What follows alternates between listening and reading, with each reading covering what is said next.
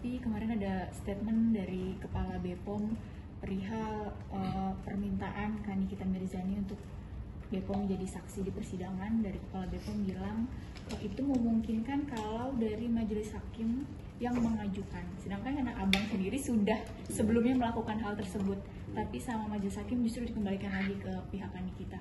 Mungkin tanggapannya seperti apa? Iya, jadi makasih ya rekan-rekan media. Assalamualaikum warahmatullahi wabarakatuh. Selamat siang. Terima kasih ya. Saya sampaikan kepada rekan-rekan media. Memang saya sudah mendengar itu juga, kami semua sudah mendengar statement dari BPOM terkait dengan hal itu, ya kan? Saya pikir begini ya, BPOM itu tidak memahami keberadaan kami, ya, saya bilang gitu. Jadi begini, memang kami ini bukan bertindak atas nama dari pribadi kami, bukan. Tapi yang harus diingat bahwa kami ini adalah seorang advokat yang punya lembaga, yang punya wadah, ya, yang sama kedudukannya dengan hakim. Ya, Undang-Undang Advokat menegaskan bahwa kami itu adalah setara dengan penegak hukum lainnya, jaksa, kepolisian, ya, hakim. Nah, oleh sebab itu, ya, sebenarnya permintaan kami ini adalah sama dengan apa yang dimintakan atau misalnya diminta oleh hakim atau jaksa. Tidak ada perbedaan di dalam permintaan tersebut, karena yang tadi saya sampaikan bahwa kami ini punya kedudukan yang sama di mata hukum sebagai aparat penegak hukum yang dilindungi undang-undang. Kami punya wadah namanya Peradi, ya. Organisasi kami dipimpin oleh Profesor Otto Hasibuan. Nah, karena kami punya wadah itu, maka kemudian di dalam Undang-Undang Advokat, kalau saya nggak salah ingat itu di pasal 5 atau pasal 6, kami ini adalah setara kedudukannya dengan aparat penegak hukum lainnya yang saya sebutkan tadi. Itu yang pertama. Yang kedua, ya, saya sebenarnya kecewa ya dengan pernyataan Kepala BPOM itu. Kami semua kecewa dengan pernyataan Kepala BPOM terkait dengan bahwa kami katakan ini adalah permintaan individu, bukan permintaan hakim. Perlu saya tegaskan, saya sebenarnya sudah berpikir jauh ke sana. Makanya kemarin waktu persidangan Nikita Mirzani yang di tanggal berapa itu, 18 ya, di akhir penutupan sidang, saya sampaikan kepada majelis hakim bahwa kami minta untuk dikeluarkan penetapan, ya, terkait dengan pemanggilan dari BPOM, ya kan. Nah, tapi hakim bilang kami tidak punya kewenangan untuk memanggil, silakan kepada penasihat hukum menghadirkan ahli BPOM.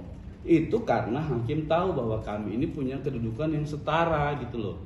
Bukan kemudian kami tiba-tiba, ya, datang mengajukan itu tanpa alasan yang tidak jelas, ya. Saya sampaikan bahwa perkara ini bermula dari adanya skincare atau produk kecantikan, ya.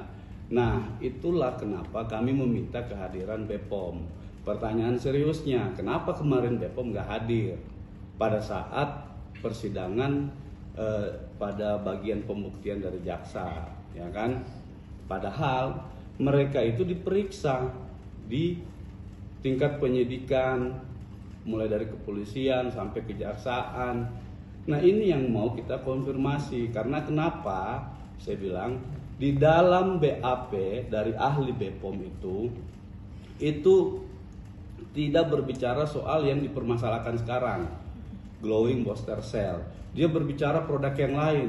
Nah, ini yang mau kita konfirmasi langsung, kenapa saudara sebagai ahli, ya, memberikan keterangan bukan pada permasalahan yang sebenarnya. Itu dia cantumkan semua di BAP. BAP ahli itu bukan produk glowing booster ini, tapi produk yang lain. Nah, maka kita minta dihadirkan untuk mengkonfirmasi langsung terkait dengan keterangan dia yang sudah ada di BAP. Nah, itu.